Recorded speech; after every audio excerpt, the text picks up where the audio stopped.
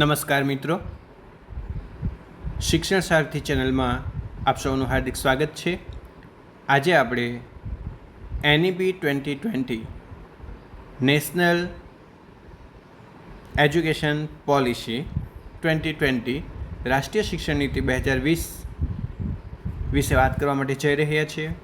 તો સૌપ્રથમ આપને જણાવી દઈએ કે શિક્ષણમાં સફળતા મેળવવા માટે આપણા સપનાઓને શિખર સુધી લઈ જવા માટે સાકાર કરવા માટેની એકમાત્ર ચેનલ એટલે શિક્ષણ સારથી ચેનલ, કે જે તમારું શિક્ષણનું સારથી બનીને તમને મંજિલ સુધી પહોંચાડે છે.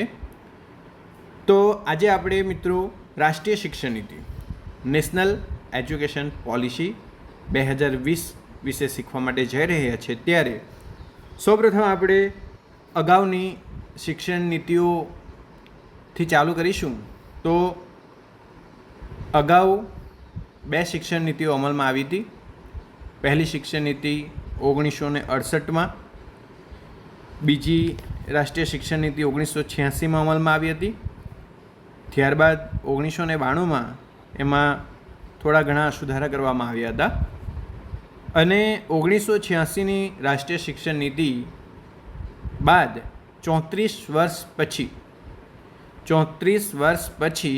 2020માં આપણને નવી શિક્ષણ નીતિ, નવી રાષ્ટ્રીય શિક્ષણ નીતિ મળેલ છે, કે જેને આપણે NEP 2020 તરીકે ઓળખીએ છીએ. NEP 2020ના મુખ્ય મુદ્દાઓ તરફ જતાં પહેલાં આપણે આ રાષ્ટ્રીય શિક્ષણ નીતિ અમલમાં કેવી રીતે આવી તેના વિશે થોડું ઝાંકી લઈશું, થોડી ઝલક લઈશું. તો MHRD ministry of human resource and development, કે જેનું નામ તો હાલમાં બદલાઈ ચૂક્યું છે, કે હવે એને મિનિસ્ટ્રી ઓફ એજ્યુકેશન તરીકે MOE તરીકે ઓળખવામાં આવે છે. મિનિસ્ટ્રી ઓફ એજ્યુકેશન દ્વારા સમગ્ર દેશમાંથી સૌપ્રથમ સૂચનો મંગાવવામાં આવ્યા કે આપણે નવી રાષ્ટ્રીય શિક્ષણ નીતિ બનાવવા માંગીએ છીએ તો શિક્ષણમાં કેવા કેવા સુધારા કરવા જોઈએ, કયા નવીનતમ અભિગમો આપણે દાખલ કરવા જોઈએ, શાના પર વિશેષ ભાર આપવો જોઈએ. આ બધા અભિપ્રાયો, સૂચનો, ફીડબેક, એડવાઇસ મંગાવવામાં આવ્યા સમગ્ર દેશમાંથી. દેશના ખૂણા ખૂણામાંથી આપણને આ બધા અભિપ્રાયો, સૂચનો મંગાવવામાં આવ્યા અને 27મી મે 2016ના રોજ 27મી મે 2016, મિત્રો આ બધી તારીખો ખૂબ જ મહત્ત્વની છે, યાદ રાખજો. 27 મે 2016ના રોજ TSR સુબ્રમણ્યમ સમિતિની શરૂઆત થઈ. TSR સુબ્રમણ્યમ સમિતિની 2016 અને 27મી મેમાં શરૂઆત થઈ અને 26મી ફેબ્રુઆરી 2018ના રોજ TSR સુબ્રમણ્યમનું અવસાન થતાં નવા અધ્યક્ષ તરીકે કે કસ્તુરી રંજન એટલે કૃષ્ણાસ્વામી કસ્તુરી રંજન આવ્યા. એટલા માટે આમાં 2 પ્રશ્નો છે કે નવી રાષ્ટ્રીય શિક્ષણ નીતિ જે છે એના સૌપ્રથમ અધ્યક્ષ કોણ હતા? તો TSR સુબ્રમણ્યમ હતા, પરંતુ એમનું નિધન થયું. એમનું 26 ફેબ્રુઆરી 2018ના રોજ નિધન થયું અને તેના કારણે કે કસ્તુરી રંજનને 2018માં નવા અધ્યક્ષ નીમવામાં આવ્યા અને એમના દ્વારા ડ્રાફ્ટિંગનું કામ ચલાવવામાં આવ્યું. એમણે ડ્રાફ્ટિંગનું કામ લગભગ 31 મે 2019ના રોજ ડ્રાફ્ટિંગ પૂર્ણ કર્યું.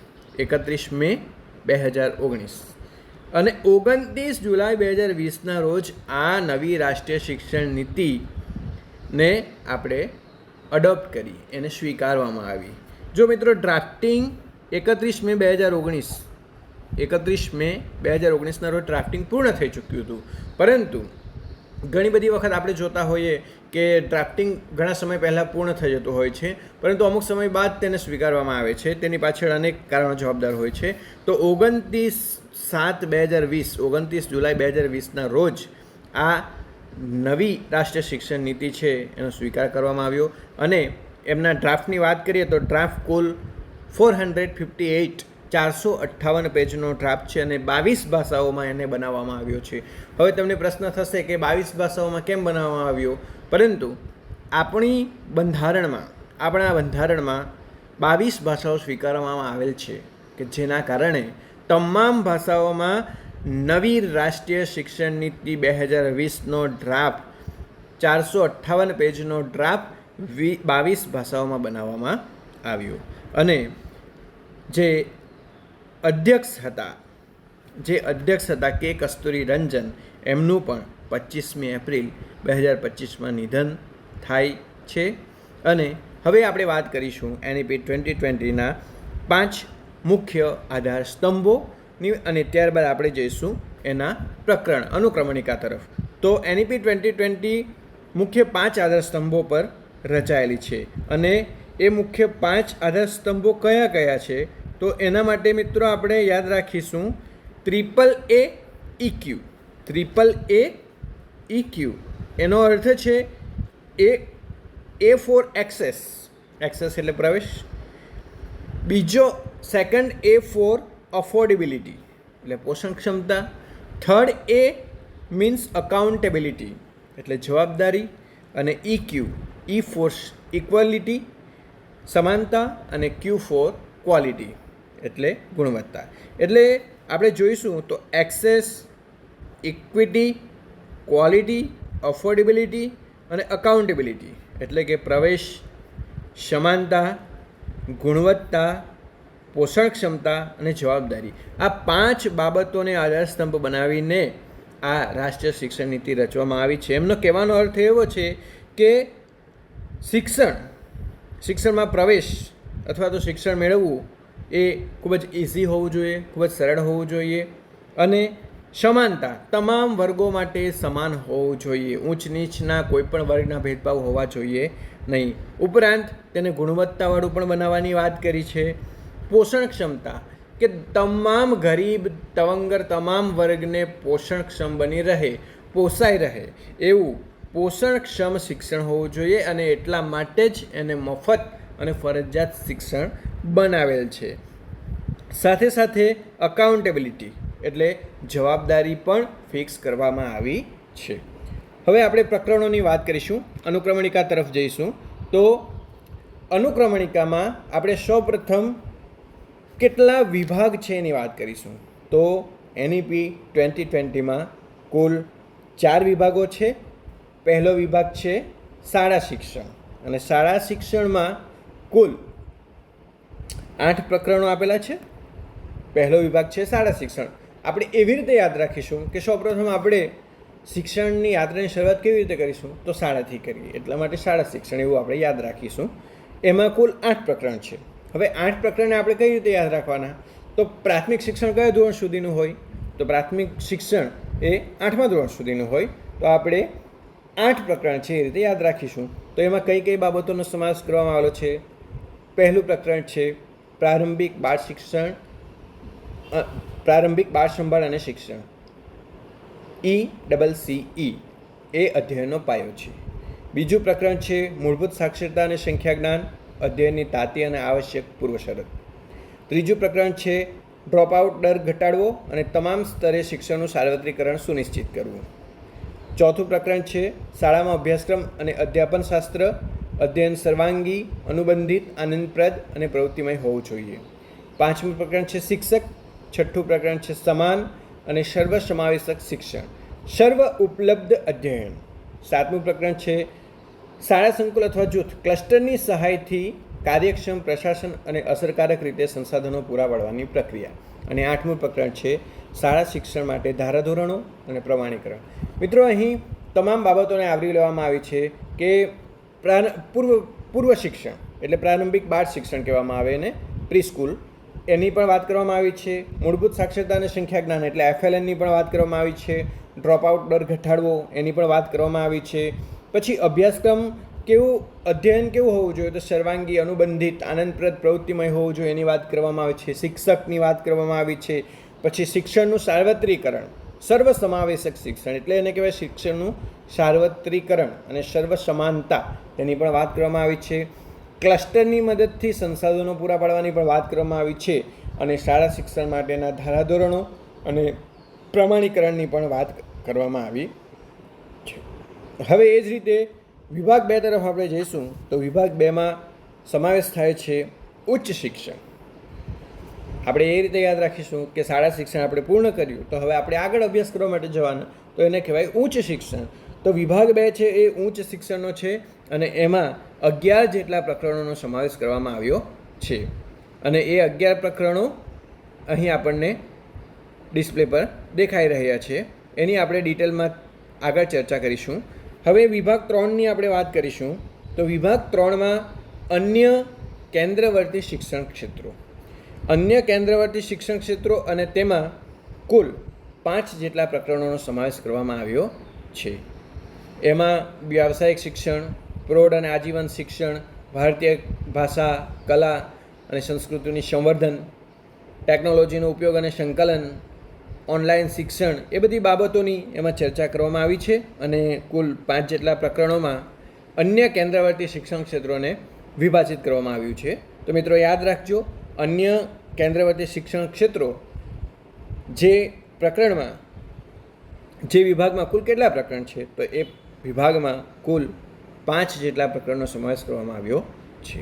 હવે વિભાગ 4, વિભાગ 4 અમલીકરણ વ્યૂહરચના, એટલે એનું અમલીકરણ આપણે કઈ રીતે કરીશું તેની વ્યૂહરચના અહીં આપવામાં આવેલી છે કે જેની અંદર 3 જેટલા પ્રકરણો આપવામાં આવેલા છે. અને તેમાં કેન્દ્રીય શિક્ષણ સલાહકાર બોર્ડનું સશક્તિકરણ, નાણાકીય વ્યવસ્થા, બધાને પરવડે તેવું ગુણવત્તાયુક્ત શિક્ષણ અને અમલીકરણ, આ બાબતોની અંદર ચર્ચા કરવામાં આવેલ છે.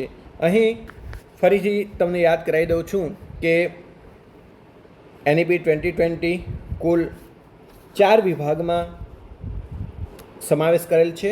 કયા કયા 4 વિભાગ? આપણે પહેલાં જ તમને એક ટ્રીક આપી છે કે શાળામાં આપણે પ્રવેશ મેળવીએ એટલા માટે શાળા શિક્ષણ, ઉચ્ચ શિક્ષણ, અન્ય કેન્દ્રવર્તી શિક્ષણ ક્ષેત્રો અને અમલીકરણની વ્યૂહરચના.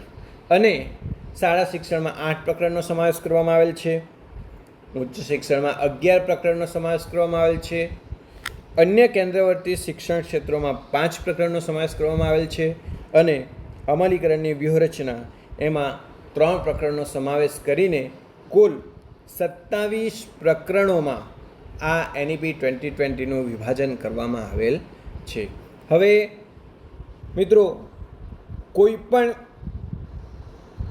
દસ્તાવેજ હોય કે જેનો મુખ્ય સાર, એને કહેવાય ને માખણ, દૂધમાંથી જે રીતે માખણ તરી આવે એ રીતે કોઈ પણ દસ્તાવેજનો માખણ જો કહી શકાય તો તેને કહી શકાય પ્રસ્તાવના. તો NEP 2020 રાષ્ટ્રીય શિક્ષણ નીતિ 2020ની પ્રસ્તાવના ખૂબ જ મહત્ત્વની અને ખૂબ જ અસરકારક છે. ઘણી બધી પરીક્ષાઓમાં, ઘણી બધી સ્પર્ધાત્મક પરીક્ષાઓમાં પ્રસ્તાવનામાંથી ઘણા બધા પ્રશ્નોનો સમાવેશ કરવામાં આવેલ છે. માટે મિત્રો આપણે એ પ્રસ્તાવનાને ધ્યાનપૂર્વક શીખીશું. SDG 4 લક્ષ્યાંક. હવે તમને વિચાર આવશે કે SDG 4 એ લક્ષ્યાંક શું છે? તો SDG it means sustainable development goals, એટલે સાતત્યપૂર્ણ વિકાસના લક્ષ્યાંકો. કે આપણો દેશ સાતત્યપૂર્ણ, કન્ટિન્યુઅસ, સસ્ટેનેબલ વિકાસ કેવી રીતે કરી શકે એના ગોલ્સ નક્કી કરવામાં આવેલા છે. અને એના જે ગોલ્સ છે એ સંયુક્ત રાષ્ટ્રોની મદદથી 2030ના લક્ષ્યાંક ક્રમાંક 4માં પ્રતિબિંબિત અને ભારત દ્વારા 2015માં અપનાવાયેલ વૈશ્વિક શૈક્ષણિક વિકાસ કાર્યસૂચિ એવી છે કે વર્ષ 2030 સુધીમાં વિશ્વના બધા જ લોકોને સમાવિષ્ટ અને સમાન ગુણવત્તાયુક્ત શિક્ષણ ઉપલબ્ધ કરાવવું અને જીવન પર્યંત અધ્યયન માટેની તકોને પ્રોત્સાહન આપવું.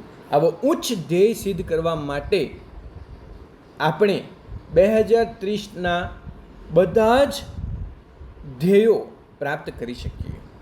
એ SDG 4 લક્ષ્યાંકનો હેતુ છે કે વર્ષ 2030 સુધીમાં વિશ્વના બધા જ લોકોને સમાવિષ્ટ અને સમાન ગુણવત્તાયુક્ત શિક્ષણને ઉપલબ્ધ કરવા શિક્ષણનું સાર્વત્રિકરણ કરવું, શિક્ષણને ગુણવત્તાયુક્ત બનાવવું, અને તે ક્યાં સુધીમાં? આવો પ્રશ્ન ખાસ પૂછવામાં આવે કે કયા વર્ષ સુધીમાં શિક્ષણને સમાવિષ્ટ અને ગુણવત્તાયુક્ત બનાવવાની વાત કરવામાં આવી છે?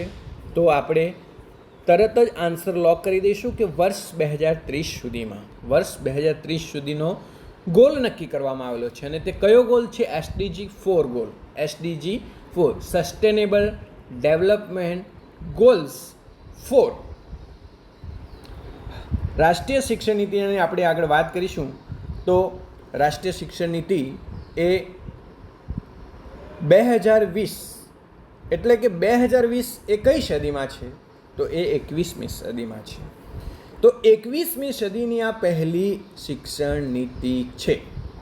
મિત્રો, ફરીથી આ વાક્યને હું રિપીટ કરું છું કે રાષ્ટ્રીય શિક્ષણ નીતિ 2020 NEP 2020 નેશનલ એજ્યુકેશન પોલિસી 2020 એ 21મી સદીની પહેલી શિક્ષણ નીતિ છે. First education policy of 21st century. અગાઉ 19મી સદીમાં આપણે બે રાષ્ટ્રીય શિક્ષણ નીતિઓ વિશે સાંભળ્યું. 1968, 1986. 19મી સદીની એ બે રાષ્ટ્રીય શિક્ષણ નીતિઓ હતી, પરંતુ 21મી સદીમાં આપણે 20મી સદીની એ વાત હતી.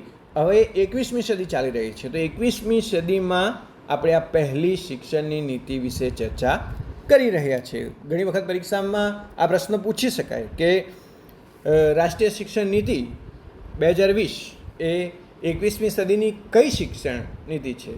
નીચે આપણને ઓપ્શન આપી દેવામાં આવે, બીજી, પહેલી, ચોથી કે ઉપરનામાંથી એક પણ નહીં.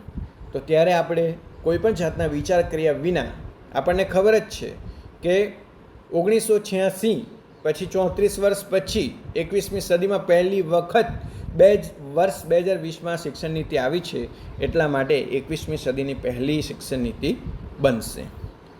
લક્ષ્ય 2040 ગોલ 2040 શું છે કે વર્ષ 2040 સુધીમાં ભારતમાં એક એવી શિક્ષણ પ્રણાલીનું નિર્માણ કરવાનું લક્ષ્ય છે જે વિશ્વની અન્ય કોઈ વ્યવસ્થાથી પાછળ ન હોય. જો મિત્રો, ખૂબ જ મહત્ત્વની વાત અહીં કરવામાં આવી છે કે લક્ષ્ય ક્યારનો નક્કી કરવામાં આવ્યો છે? લક્ષ્ય નક્કી કરવામાં આવ્યો છે 2040, કે વર્ષ 2040 સુધીમાં ભારતમાં એવી શિક્ષણ પ્રણાલીનું નિર્માણ કરવાનું લક્ષ્ય છે, એવી શિક્ષણની પ્રણાલી વ્યવસ્થા ઊભી કરીશું કે જે વિશ્વની કોઈ પણ શિક્ષણની પ્રણાલી કરતાં પાછળ ન હોય. કહેવાનો અર્થ એ છે કે શિક્ષણમાં જે કંઈ પણ ખૂટતું હોય, જે કંઈ પણ કરવા પડવાની જરૂરિયાત લાગતી હોય, તે તમામ બાબતોનો સમાવેશ કરીને કોઈ પણ સામાજિક અને આર્થિક પરિવેશમાંથી આવતા વિદ્યાર્થીને સમાન રૂપે સર્વોચ્ચ ગુણવત્તાયુક્ત શિક્ષણ ઉપલબ્ધ થાય એ રીતની અને કોઈ પણ દેશ કરતાં પાછળ ન હોય, તમામ વિશ્વમાં સૌથી આગળ હોય, વિશ્વના આગળના દેશો સાથે કદમ તાલ મિલાવી શકે એવી શિક્ષણની પ્રણાલી, એવી શિક્ષણની વ્યવસ્થાનું નિર્માણ કરવાનું લક્ષ્ય 2040 સુધીમાં આપણે સિદ્ધ કરવાનું છે. એટલા માટે આ પ્રશ્ન પણ મિત્રો પરીક્ષામાં પૂછાઈ શકે કે ભારતમાં એવી શિક્ષણ પ્રણાલીનું નિર્માણ કરવાનું લક્ષ્ય છે જે વિશ્વની અન્ય કોઈ વ્યવસ્થાથી પાછળ ન હોય. આ લક્ષ્ય કયા વર્ષ સુધીમાં સિદ્ધ કરવાનું ઉલ્લેખ છે? અને નીચે તમને ઓપ્શન આપવામાં આવે. Option A 2025, option B 2027, option C 2030, option D 2040. ત્યારે આપણે કોઈપણ જાતના વિચાર કર્યા વિના આ બાબતને રિમાઇન્ડ કરીને તરત જ 2040ના લક્ષ્ય પર આપણે સ્ટેમ્પ લગાવી દઈશું. આગળ જઈએ મિત્રો.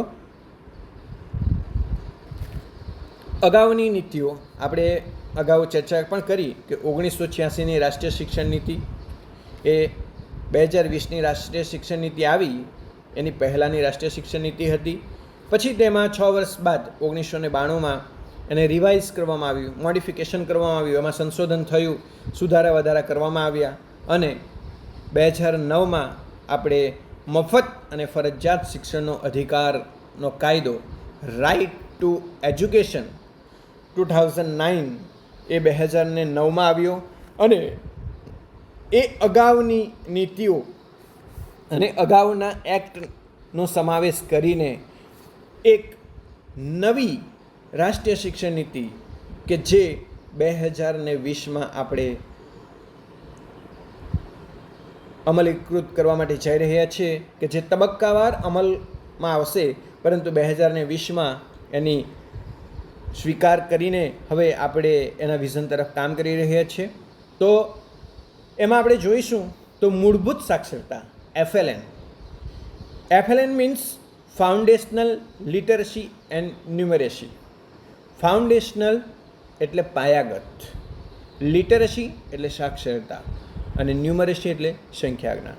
પાયાગત સાક્ષરતા અને સંખ્યા જ્ઞાન આ NEP 2020નું હાર્ટ કહીએ તો ખૂબ યોગ્ય છે, કારણ કે આજની વર્તમાન પરિસ્થિતિમાં જો જોઈએ તો પાયાગત સાક્ષરતા અને સંખ્યા જ્ઞાનમાં આપણા ઘણા બધા બાળકો પાછળ છે, કચાશ અનુભવે છે. તો એમના તરફ આપણે વિશેષ ધ્યાન આપવાની જરૂર છે. તો અહીં સૂચન કરેલ છે કે તમામ વિદ્યાર્થીઓને ધોરણ 3 સુધીમાં મૂળભૂત સાક્ષરતા અને સંખ્યા જ્ઞાન પ્રાપ્ત થાય તે બાબતને સર્વ અધિક પ્રાથમિકતા આપવામાં આવી છે. ટોપ પ્રાયોરિટી કઈ બાબતને આપવામાં આવી છે? તો મૂળભૂત સાક્ષરતા અને સંખ્યા જ્ઞાન FLN. અને તે કયા ધોરણ સુધીમાં? આ પ્રશ્ન અવારનવાર પૂછાતો હોય છે કે ધોરણ 3 સુધીમાં મૂળભૂત સાક્ષરતા અને સંખ્યા જ્ઞાન પ્રાપ્ત થાય તે બાબતને સર્વાધિક પ્રાથમિકતા આપવામાં આવી છે. અને તેના માટે વર્ષની પણ વાત કરવામાં આવી છે કે વર્ષ 2026-27 સુધીમાં તમામ ધોરણ 3 સુધીના તમામ બાળકો પાયાગત સાક્ષરતા અને સંખ્યા જ્ઞાન પ્રાપ્ત કરે એ ટોપ પ્રાયોરિટીમાં એનો સમાવેશ કરવામાં આવ્યો છે. હવે આપણે આગળ શીખીશું તો પ્રાચીન વારસો. હવે આપણે જોતા હોઈએ તો ઘણી બધી બાબતોમાં ક્લાસિક અને મોડર્ન એ બંને બાબતોને બેલેન્સ રાખવામાં આવતી હોય છે. તો અહીંયા આપણું જે ક્લાસિકલ એજ્યુકેશન જે હતું તે ખૂબ જ સમૃદ્ધ હતું અને એ બાબત પર અહીં પ્રકાશ પાડવામાં આવ્યો છે. અને તે શું છે કે પ્રાચીન વારસો આપણો. તો પ્રાચીન વારસામાં આપણી પાસે શું હતું? તો યાદ કરો મિત્રો, પ્રાચીન વારસામાં આપણી પાસે હતું તક્ષશિલા, નાલંદા, ત્યારબાદ વિક્રમશિલા, વલ્લભી જેવી વિદ્યાપીઠો આપણી પાસે હતી.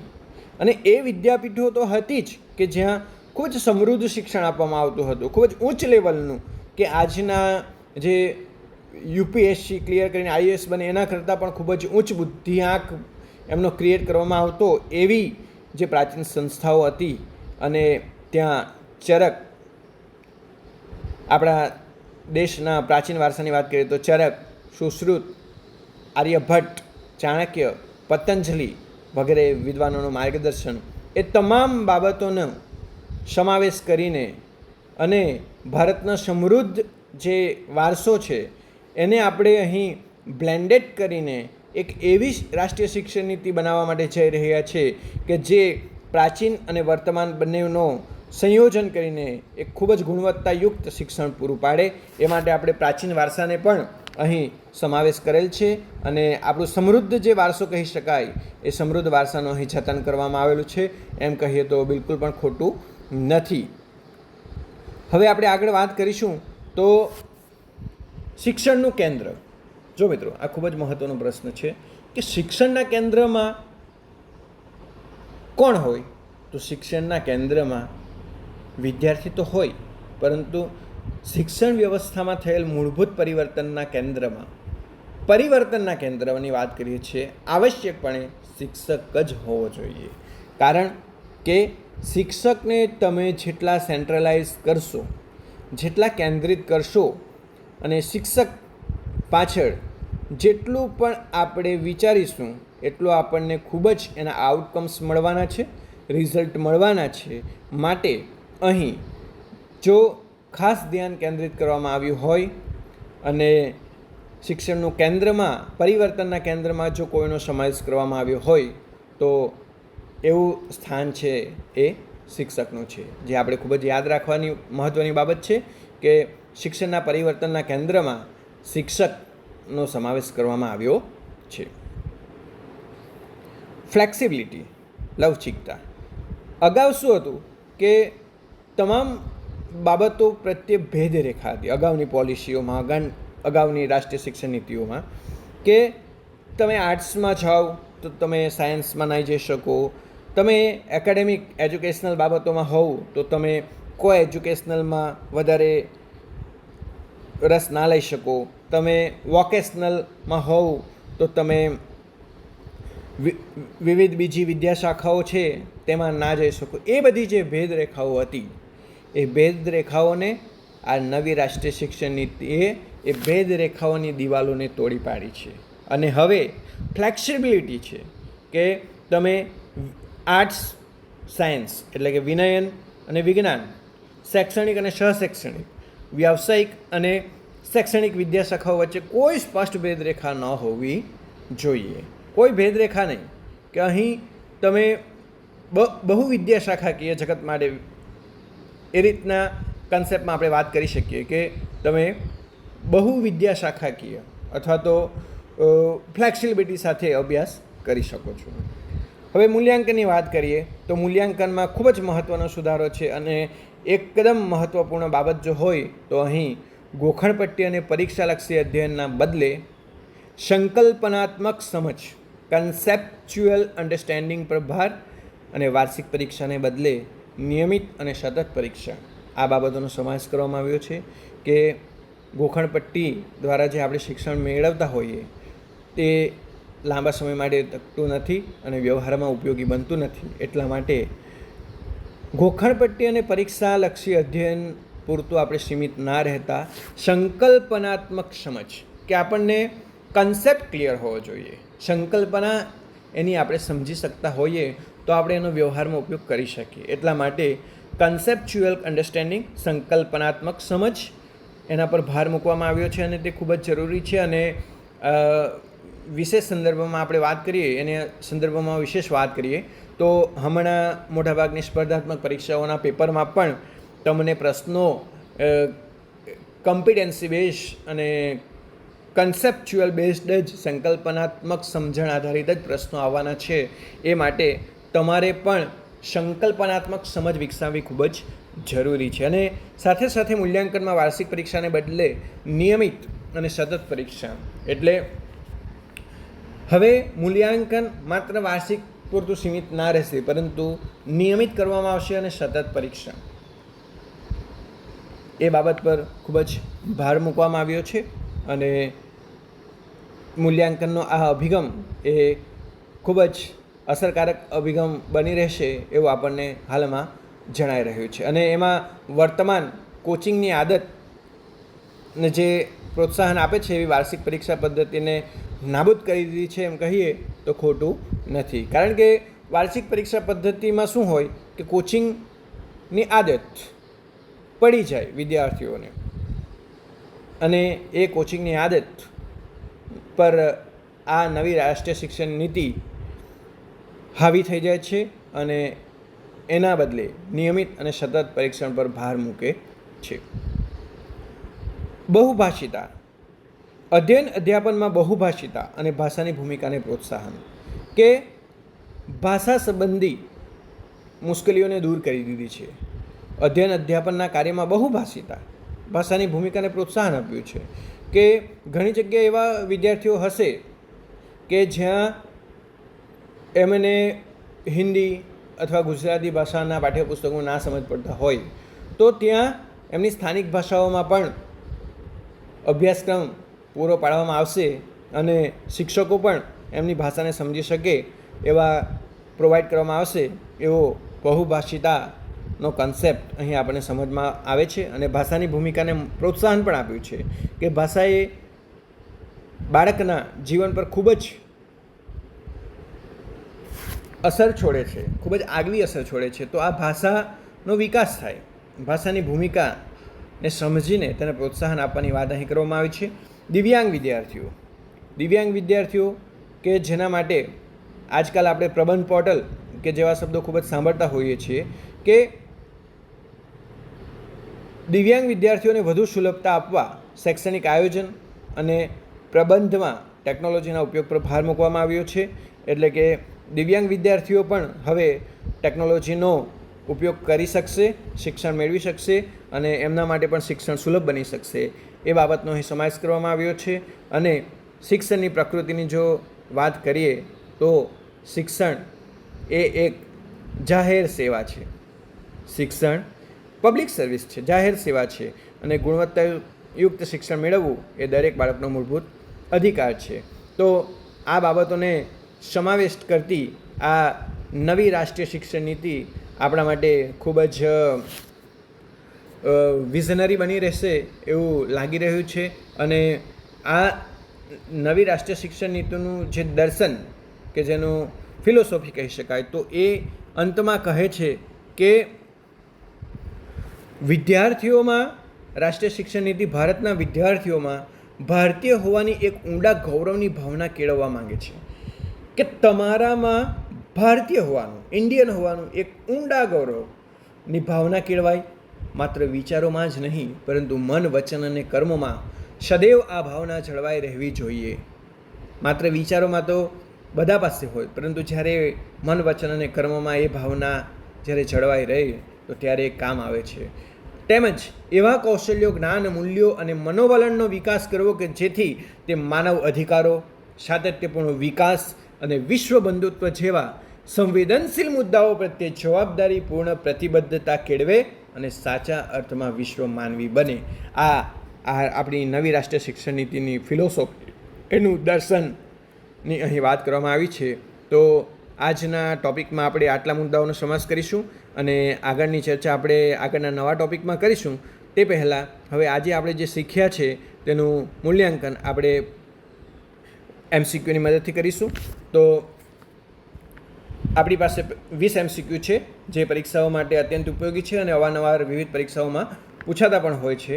તો પહેલો ક્વેશ્ચન છે, સાતત્યપૂર્ણ વિકાસ લક્ષ્યાંકો SDGsના કયા ક્રમાંકમાં સમાન અને ગુણવત્તાયુક્ત શિક્ષણની વાત કરવામાં આવી છે? જો મિત્રો આપણે આ મુદ્દા પર ખૂબ જ ફોકસ કર્યો હતો કે SDG સસ્ટેનેબલ ડેવલપમેન્ટ ગોલ્સના લક્ષ્યાંક કયા?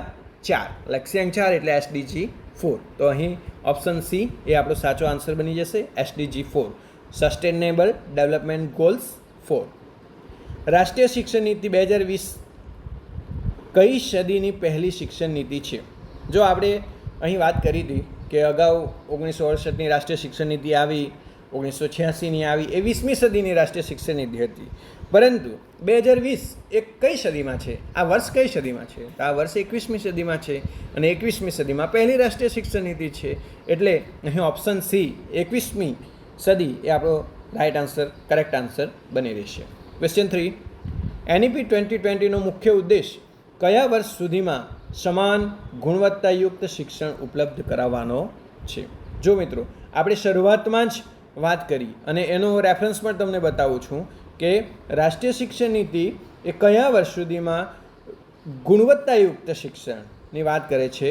તો અહીં આપણે પહેલી જ લાઇનમાં SDG 4ની સાથે જ લીધું હતું કે વર્ષ 2030 સુધીમાં વિશ્વના બધા જ લોકોને સમાવિષ્ટ અને સમાન ગુણવત્તાયુક્ત શિક્ષણ ઉપલબ્ધ કરાવવું.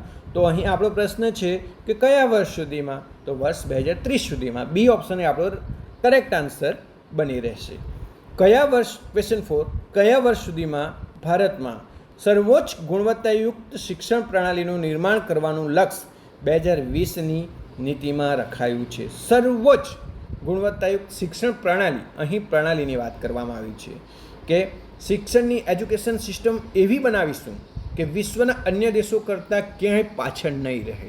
અને તે વાત આ ખૂબ જ ઉચ્ચ લક્ષ્ય કહેવાય અને ઉચ્ચ લક્ષ્યને મેળવવા માટે, હાંસિલ કરવા માટે આપણને સમય જોઈએ. તો અહીં એનું લક્ષ્યનું વર્ષ, વિઝન પણ મેળવતા આપણને વાર લાગતો હોય, ટાઈમ લાગતો હોય તો અહીં આપણો આન્સર આવશે 2040. આપણને સમય જોઈએ અને તે સમય આપણી પાસે છે. વર્ષ 2040 સુધીમાં આપણે વિશ્વના અન્ય દેશો કરતાં ક્યાંય પણ પાછળ ના રહે એવી ગુણવત્તાયુક્ત શિક્ષણ પ્રણાલીનું આપણે નિર્માણ કરવાનું લક્ષ્ય રાખ્યું છે. અહીં ઓપ્શન સી આપણો કરેક્ટ રાઇટ આન્સર રહેશે. ક્વેશ્ચન 5, આ અગાઉની રાષ્ટ્રીય શિક્ષણ નીતિ કયા વર્ષમાં ઘડવામાં આવી હતી? જો મિત્રો, આ પ્રશ્ન ખૂબ જ સહેલો છે, આપણે યાદ રાખવાનું છે. 1968 પહેલી રાષ્ટ્રીય શિક્ષણ નીતિ. 68નું આપણે ડિજિટને ઊંધા ફેરવી દઈએ તો 68 ના થઈ જાય 86, તો 86 એ બીજી રાષ્ટ્રીય શિક્ષણ નીતિ છે. અને 86 પછી 34 વર્ષ બાદ 2020ની રાષ્ટ્રીય શિક્ષણ નીતિ આવી. તો અગાઉની રાષ્ટ્રીય શિક્ષણ નીતિ 1986માં ઓપ્શન બી એ આપણો રાઇટ આન્સર બની રહેશે. ક્વેશ્ચન 6, 1986ની શિક્ષણ નીતિમાં કયા વર્ષમાં સુધારો કરવામાં આવ્યો હતો? જ્યારે આપણે આ ટોપિકની ચર્ચા કરી ત્યારે જ મેં તમને કીધું હતું કે 1986માં રાષ્ટ્રીય શિક્ષણ નીતિ આવી અને 6 વર્ષ બાદ તેમાં રિવાઇઝ કરવામાં આવી, મોડિફિકેશન કરવામાં આવ્યું. 6 વર્ષ બાદ એટલે કે 1992માં. 1992ના વર્ષમાં એટલે આપણો બી ઓપ્શન એ કરેક્ટ આન્સર થઈ જશે. ક્વેશ્ચન 7, બાળકોને મફત અને ફરજિયાત શિક્ષણનો અધિકાર કાયદો RTE કયા વર્ષમાં અમલમાં આવ્યો? તો RTE એક્ટ 2009 એ અમલમાં કયા વર્ષમાં આવ્યો? તો અહીં 1 એપ્રિલ 2010ના વર્ષમાં અમલમાં આવ્યો. તો અહીં સી ઓપ્શન એ આપણો સાચો આન્સર બની રહેશે. આપણે એને RTE એક્ટ 2009ના નામથી ઓળખીએ છીએ, પરંતુ અમલમાં ક્યારથી આવ્યો કે અમલમાં એ 1 એપ્રિલ 2010થી આવ્યો. એટલે અહીં સી ઓપ્શન 2010 એ આપણો સાચો આન્સર બની રહેશે. ક્વેશ્ચન 8, નવી શિક્ષણ નીતિ 2020 મુજબ કયા ધોરણ સુધીમાં તમામ વિદ્યાર્થીઓને મૂળભૂત સાક્ષરતા અને સંખ્યા જ્ઞાન FLN પ્રાપ્ત થાય તે સર્વાધિક પ્રાથમિકતા છે? તો મિત્રો, આની તો આપણે વાત કરી જ હતી કે FLN આ શબ્દ તમે યાદ રાખશો ને તો FLNમાં કુલ કેટલા આલ્ફાબેટ છે? 3, અને 3 એટલે ધોરણ 3 સુધીમાં. આ તમારે શોર્ટકટ કી આપું છું, તમને યાદ રાખજો કે ધોરણ 3 સુધીમાં એને આપણે ટોપ પ્રાયોરિટી આપેલી છે કે ધોરણ 3 સુધીમાં આપણે FLNનું લક્ષ્ય પ્રાપ્ત કરવાનું છે. ક્વેશ્ચન 9, શિક્ષણ વ્યવસ્થામાં થયેલ મૂળભૂત પરિવર્તનના કેન્દ્રમાં આવશ્યકપણે કોણ હોવું જોઈએ? આ ખૂબ જ મહત્ત્વનો મુદ્દો છે. ઘણી વખત શું થતું હોય કે અહીં આપણે શિક્ષણ વ્યવસ્થામાં જે પરિવર્તન થતા હોય અહીં વિદ્યાર્થીનો ઓપ્શન નથી આપેલો આપણને, પરંતુ વિદ્યાર્થીનો ઓપ્શન આપ્યો હોય તો આપણે વિદ્યાર્થીનો ઓપ્શન કરી આવીએ. શા માટે? કારણ કે આપણે એવું વિચારીએ કે શિક્ષણના કેન્દ્રમાં વિદ્યાર્થી છે, શિક્ષણના કેન્દ્રમાં વિદ્યાર્થી છે, પરંતુ અહીં શું છે, તમારે પ્રશ્નને સમજવો પડે અને કન્સેપ્ચ્યુઅલ અન્ડરસ્ટેન્ડિંગ તમારી હોવી જોઈએ આમાં કે શિક્ષણ વ્યવસ્થામાં થયેલ મૂળભૂત પરિવર્તનના કેન્દ્ર, પરિવર્તન જે ટ્રાન્સફોર્મેશન થાય છે એના કેન્દ્રમાં કોણ હોવું જોઈએ? તો એના કેન્દ્રમાં તો શિક્ષક જ હોવો જોઈએ. બરાબર? એટલે અહીં આપણો સી ઓપ્શન એ કરેક્ટ આન્સર થઈ જશે. ક્વેશ્ચન 10, પ્રાચીન ભારતની કઈ વિદ્યાપીઠનો ઉલ્લેખ નવી શિક્ષણ નીતિના દસ્તાવેજમાં જોવા મળે છે?